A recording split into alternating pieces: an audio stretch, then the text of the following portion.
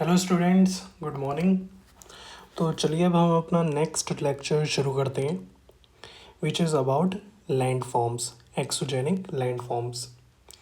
तो बात ऐसी है कि हमारी अर्थ पे जो वेरियस टाइप्स के लैंड फॉर्म्स अवेलेबल हैं, उसको हम कैटेगरी वाइज डिवाइड कर रहे हैं कि वो एंडोजेनिक एक्टिविटीज़ से बना है या एक्सोजेनिक एक्टिविटीज़ से बना है। अब दोनों में डिफरेंस क्या है? एंडोजेनिक एक्टिविटीज़ वो होती हैं जिसमें हमारा मेनली जो पार्टिसिपेशन रहता है वो अर्थ का रहता है, ठीक है। और जो एक्सोजेनिक एक्टिविटीज़ होते हैं उसमें मेनली जो पार्टिसिपेशन होता है वो आउट ऑफ द अर्थ है, कि उसमें अर्थ का कोई रोल नहीं है। उसमें इंक्लूड किया जा सकता है जैसे कि रिवर्स, एयर, सनलाइट, ठीक है। तो चलिए अब इसको आगे शुरू करते हैं।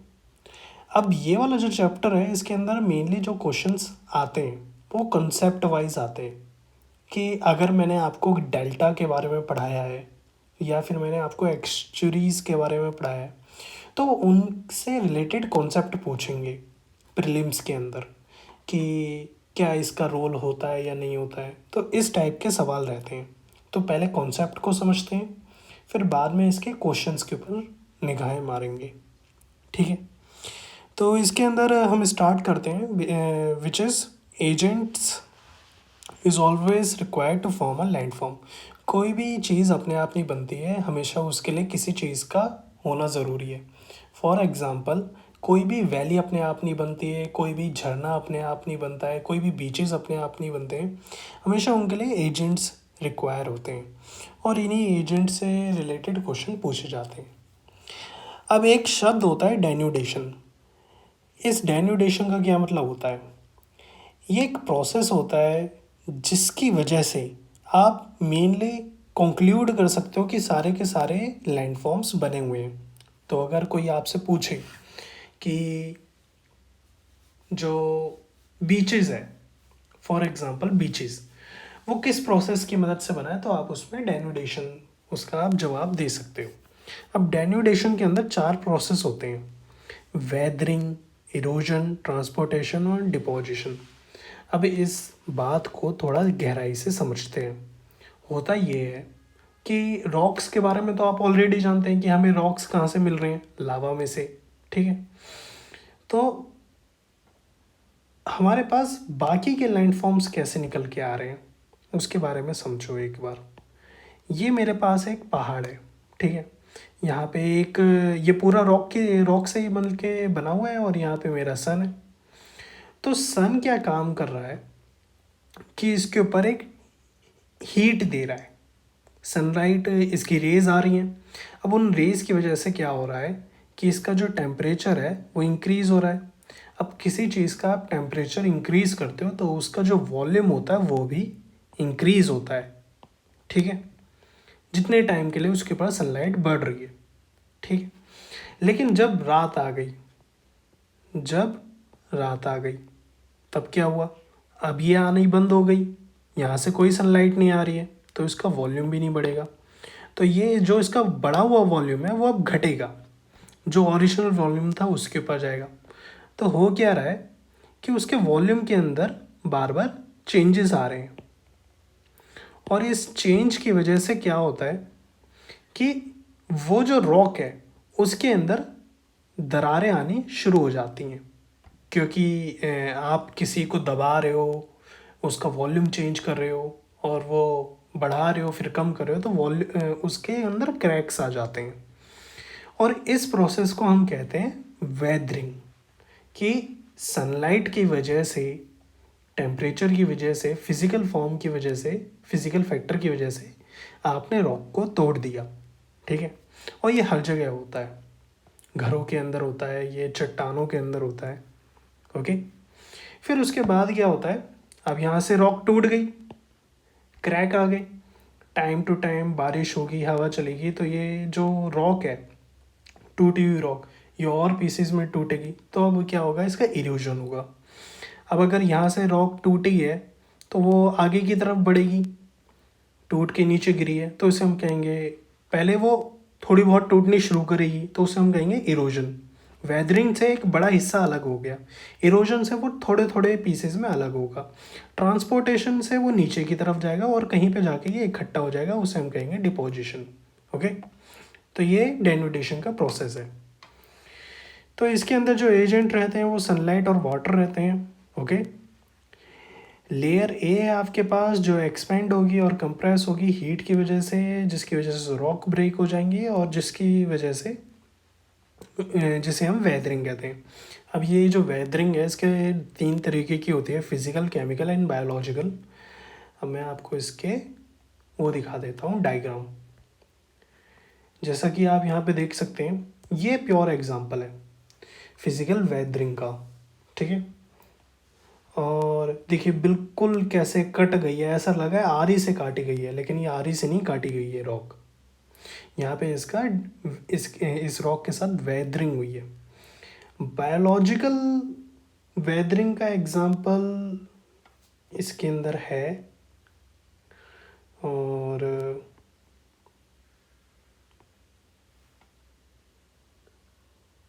ये हाँ ये रहा, ये देखो एक रॉक थी उसके अंदर से पेड़ बाहर निकल के आ गया, मतलब छोटा सा पेड़ था वहाँ पे, लाइफ आ गई और वो पेड़ धीरे धीरे ग्रो हुआ और उसने पूरी चट्टान को तोड़ के रख दिया। इसे हम कहते हैं, अब ये जो रॉक टूटी है ये किसी वेदरिंग के वो किसी सनलाइट के प्रोसेस फिजिकल प्रोसेस से नहीं टूटी है, यहाँ पे बायोलॉजिकल प्रोसेस इन्वॉल्व है, तो इसे हम कहेंगे बायोलॉजिकल वेदरिंग। केमिकल के अंदर हम कंक्लूड कर सकते हैं लाइक जो हमारा एसिड रेन की वजह से अगर कोई रॉक टूटती है तो उसको हम इसके अंदर कंक्लूड करते हैं, मेनली उसके अंदर किसी केमिकल का हाथ होता है। अब इसके आगे देखते हैं। मैं आपको पहले ही बता चुका हूँ physical removal of the erosion के बारे में, which is physical removal of the break rocks usually by wind, sea waves, rivers and glaciers. अब इतनी बड़ी बड़ी चट्टानें आगे जाके क्या होगा, ये इससे नदियाँ, अगर पानी आएगा तो नदियों से टकराएंगी, या विंड से इरोजन होगा इसका, या फिर सी वेव्स तो नहीं आ सकती, मतलब इस केस में नहीं आ सकती। बहुत सारे फैक्टर होंगे जिसकी वजह से ये भी और टूटेगा, तो उसे हम कहेंगे इरोजन। फिर ट्रांसपोर्टेशन में मटेरियल एक जगह से दूसरी जगह शिफ्ट होता है, डिपोजिशन में ये जो मटेरियल था आपका एक जगह जाके डिपॉजिट हो जाता है। तो अब देखो एक जगह से इरोजन हुआ तो वो एक स्पेशल टाइप का लैंडफॉर्म बन गया, जहाँ पे वो जाके डिपॉजिट होगा वो एक अलग टाइप का लैंडफॉर्म बनेगा। ओके, तो मेनली हमारे पास जो लैंडफॉर्म्स हैं वो 2 तरीके के हैं, इरोजनल लैंडफॉर्म्स और डिपोजिशनल लैंडफॉर्म्स। आपको इसके बारे में स्टडी करना है, आपको बस कॉन्सेप्ट वाइज ये ध्यान रहना चाहिए कि जो मेरे पास लैंडफॉर्म है वो किसी के हटने की वजह से बना है या वहाँ पे कुछ चीज़ डिपॉजिट हुई है। ओके, तो इसके अब आगे हम समझते हैं। अब देखिए जैसे यहाँ पे बहुत सारे मैंने इरोजनल लैंडफॉर्म्स लिखे हुए हैं, और वो किसकी वजह से बने उनके एजेंट के बारे में भी लिखा है, जैसे V shape valley, gorge, canyons. अब इसके मैं आपको डायग्राम से सारी चीज़ें एक साथ समझाने की कोशिश करता हूँ। ठीक है, अब ये याद रखिएगा ये इरोजनल है, मतलब कि क्या है, वेदरिंग के बाद वाला जो स्टेप है इरोजन वाला, कि चीज़ें और ज़्यादा टूटी हैं, तो उस चीज़ को याद रखना। तो सबसे पहले है हमारे पास वी शेप वैली।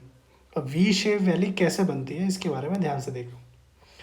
अब पहाड़ों में से नदियाँ निकलती हैं, छोटी छोटी स्ट्रीम्स होती हैं, वो बहुत बड़ी वॉयलेंट स्ट्रीम्स नहीं होती हैं, जस्ट उनका बर्थ ही हुआ होता है, तो वो अगर बह रही हैं तो टाइम के साथ क्या होगा, वेदरिंग होगी उसके आसपास की रॉक्स में।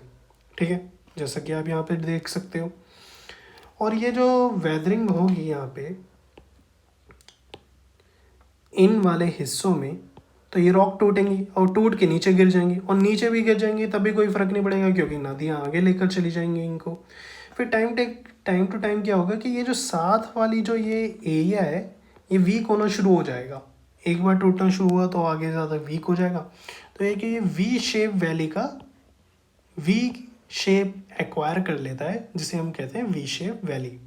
अब ये जो वी शेप वैली है टाइम के साथ ये गॉर्ज के अंदर कन्वर्ट हो जाती है। अब देखो ये कैसे, जब मैंने आपको अपलिफ्टमेंट के बारे में बता रखा है कि कैसे टेक्टोनिक प्लेट्स टकराती हैं, तो एक साइड जो होती है लैंड फॉर्म की वो ऊपर चली जाती है। तो है तो वी शेप वैली, लेकिन टाइम के साथ अगर देखेंगे तो उसकी जो गहराई है वो बहुत ज़्यादा बढ़ जाती है, तो उसे हम कहते हैं गॉर्ज। ठीक है, अब उसका एग्जांपल है ये, इस वाले फिगर को देखिए गॉर्ज की, ऐसा है वी शेप वैली, लेकिन टाइम के साथ क्या हो गया कि वो बहुत गहरी हो गई। और फिर उसके बाद कैनियंस इसका बहुत अच्छा एग्जांपल है कि कैनियन से किसको कहेंगे, गॉर्ज को भी अगर बहुत ज़्यादा टाइम हो जाए तब हम उसे कहेंगे कि वो कैनियन। अब यहाँ पे देखो ये पहाड़ की तरह लिटरली बन गए हैं। ठीक है, तो बेसिकली है क्या, पहले वी शेप वैली, फिर गॉर्ज, फिर कैनियन, जस्ट एज इंक्रीज हुई है। फिर इसके बाद आते हैं हम वाटरफॉल पे। वाटरफॉल आप जानते हैं क्या होता है। वाटरफॉल वाली वाली जो शेप है वो बेसिकली कैसे बनती है, आपको मैंने टेक्टोनिक प्लेट के अंदर बता रखा है। अपलिफ्टमेंट है, ठीक है, एक साइड बड़ी ऊंची है, एक साइड नीचे है, प्लेन एरिया नहीं है। लेकिन आपको मैंने ये भी बता रखा है कि हार्ड रॉक और सॉफ्ट रॉक कैसे थे। जो इग्नियस रॉक होती हैं वो बहुत ज़्यादा हार्ड होती हैं, ठीक है, और जो मेटामॉर्फिक या सेडिमेंट्री रॉक्स होती हैं वो सॉफ्ट होती हैं। तो है क्या है, टाइम के साथ यहाँ पे वाटर का अगर रिवर का एजेंट आ जाए तो वो हार्ड रॉक को तो इतनी जल्दी टच से मस नहीं कर पाएगा, लेकिन सॉफ्ट रॉक पिघल जाएंगी। तो होगा क्या कि वो एक शेप एक्वायर कर लेंगे, विच इज़ दिस वाटरफॉल। ठीक है, ये वाटरफॉल की शेप आ जाएगी और यहाँ पे आप देखोगे यहाँ पे पानी इकट्ठा हो रहा होगा और यहाँ से पानी आ रहा है। ठीक है, ये वाला हिस्सा क्यों नहीं टूटा पानी आने के बाद भी, क्योंकि ये हार्ड रॉक है, लेकिन यहाँ पे आपको खालीपन दिखाई देगा। तो ये जो एम्प्टी स्पेस जो है ये किस वजह से बना है, क्योंकि ये सॉफ्ट रॉक से बने हुए थे। ठीक है, अब इसके बाद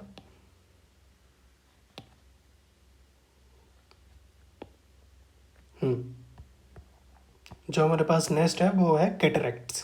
कैटरैक्ट क्या होते हैं, इस तरीके की कोई शेप होती है, लैंडफॉर्म में होता है कि ऑल्टरनेटिव्स आपके हार्ड एंड सॉफ्ट रॉक्स है, इस वजह से ये वाले झरने की तरह आप इसे कह सकते हो। ठीक है, इन्हें हम कैटरैक्ट्स कहते हैं। यहाँ पे जो हार्ड एंड सॉफ्ट रॉक्स हैं वो वर्टिकली हैं। रैपिड्स हम कहते हैं कि हार्ड एंड सॉफ्ट रॉक्स हैं जो हॉरिजॉन्टली हैं। प्लंज पूल्स क्या होता है कि जो झरना होता है हमारा वाटरफॉल, उसके नीचे गहराई आ जाती है।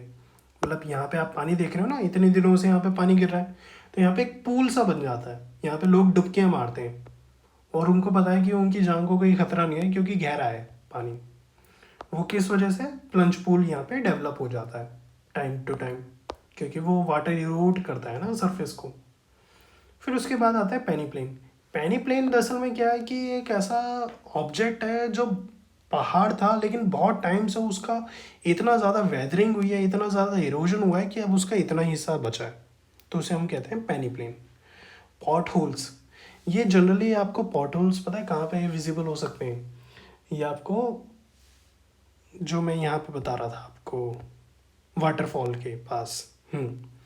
वाटरफॉल के पास क्या होता है, जो रॉक्स होते हैं ना ये वहाँ पे आपको विजिबल हो सकते हैं। होता क्या है कि पानी ऊपर से गिरता है पॉट होल्स में, ये आपके पास प्लेन एरिया और यहाँ से पानी गिर रहा है, तो यहाँ पे पानी थोड़ा सा इरोड करेगा, सरफेस को थोड़ा सा इरोड करेगा, तो ऐसे कुछ शेप्स बना देता है गोल करके।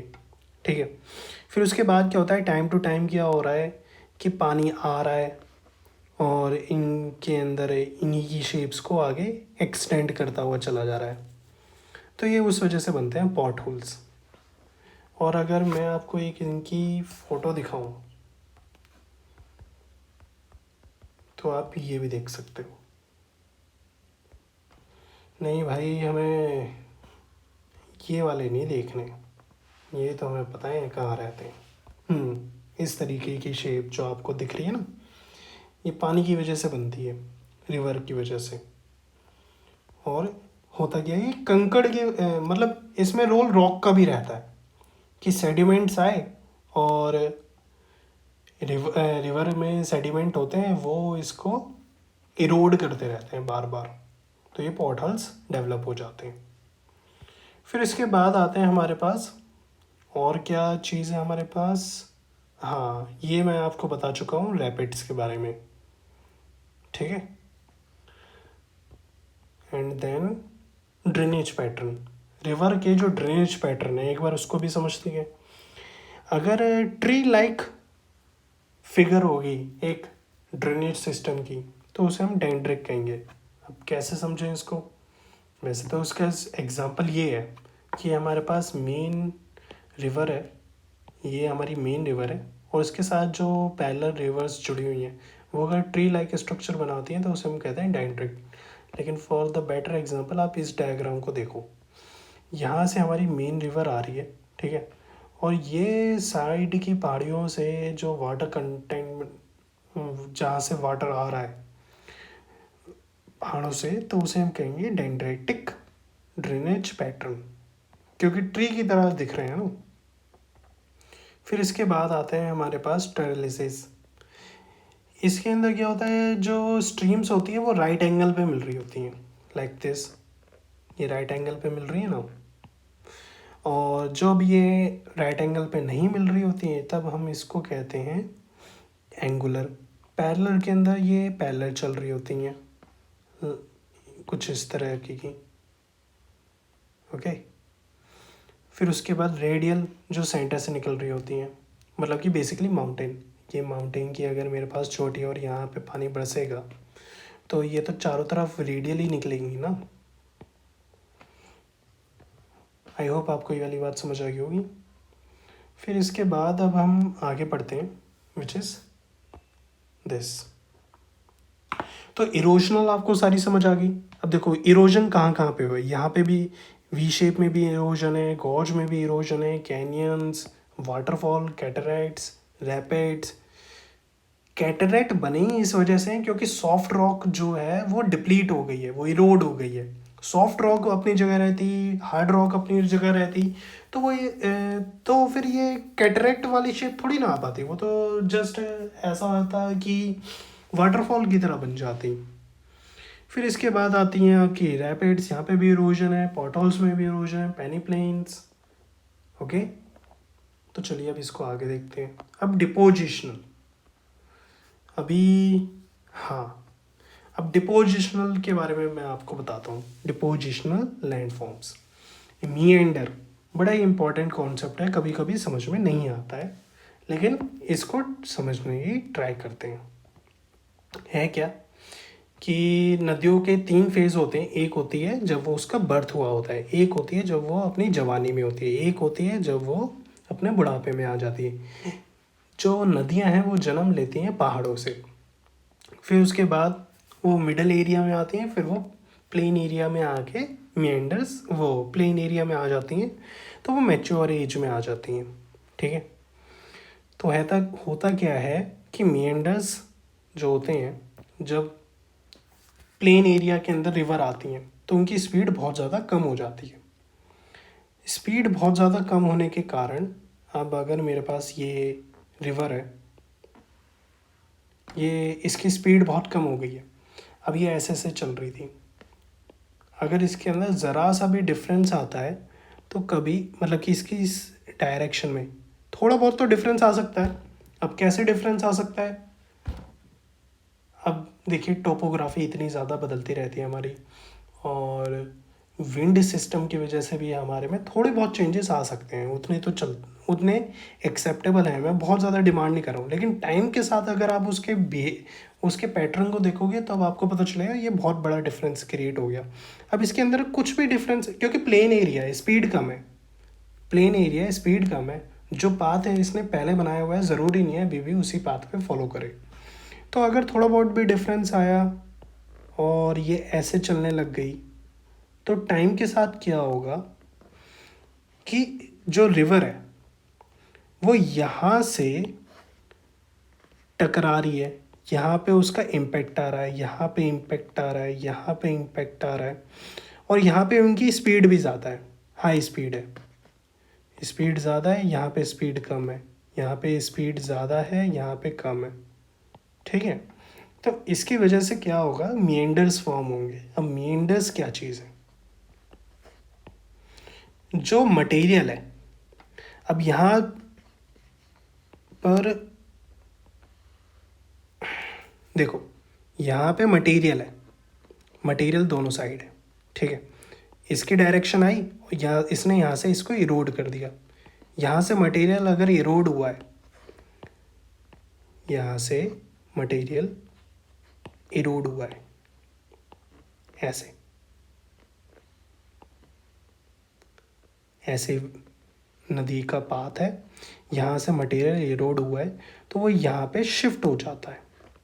तो यहाँ पे एक एम्प्टी स्पेस बन गया और यहाँ पे क्या हो गया, मटेरियल आ गया।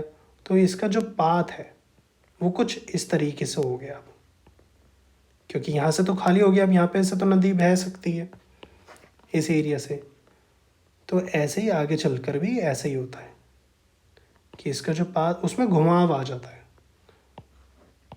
क्योंकि यहाँ पे क्या हुआ, इरोजन हुआ, इरोजन हुआ और डिपोजिशन हुआ। ओके, अब इरोजन और डिपोजिशन ये कहाँ पे हुआ, अब इस डायग्राम के अंदर देखो, जहाँ पे हाई स्पीड है वहाँ पे इरोजन होगा, तो यहाँ पे हो गया इरोजन। और जहाँ पे स्पीड लो है वहाँ पे हो गया डिपोजिशन, ठीक है।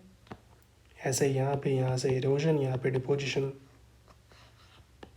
तो इसका जो पाथ है वो कुछ इस तरीके का निकल के आता है बाद में, ऐसे घुमावदार, ठीक है। तो मीएंडर्स, इरोजन और डिपोजिशन दोनों हैं नेचुरल लीव्स। हाँ भाई, देखो ये नदी है, इसके साइड में आपको एक बड़ी ऊंची सी बाउंड्री दिख रही होगी, इसे एम्बैंकमेंट कहते हैं। होता क्या है कि जब बाढ़ आती है तो इसी बाउंड्री के साइड में ना मटेरियल जमा हो जाता है। बाढ़ के टाइम पे इस बाउंड्री के साइड पे मटेरियल जमा हो जाता है और टाइम टू टाइम ये बाउंड्री बहुत ज़्यादा बड़ी हो जाती है, तो इसे हम कहते हैं नेचुरल लीव्स। फिर उसके बाद आते हैं ऑक्सबो लेक। अरे जब ये मिएंडर कट जाता है ना अपने इस पाथ से, अब मान लो कि ये वाला हिस्सा देखो इस डायग्राम में, ऐसे जा रही है, फिर ऐसे जा रही है, फिर ऐसे जा रही है, फिर इतना घूम के जा रही है। अब किसी वजह से अगर यहाँ से कट जाए, रिवर ये वाला पाथ फॉलो कर ले सीधा, तो यहाँ पे तो पानी बचा रह जाएगा, तो इसे हम कहते हैं ऑक्सबो लेक, ठीक है। फिर उसके बाद डेल्टा। डेल्टा और एस्चुरीज में क्या अंतर होता है, दोनों ही समुद्र में मिल रहे होते हैं, लेकिन फ़र्क ये है कि जब डेल्टा बाहर निकलता है तो अपने साथ सेडिमेंट बाहर लेके निकलता है रिवर से, तो वो ये वाला स्ट्रक्चर आपको कॉमन फीचर मिलेगा। लेकिन एस्चुरीज के अंदर ऐसा कुछ भी नहीं होता है, ठीक है। And then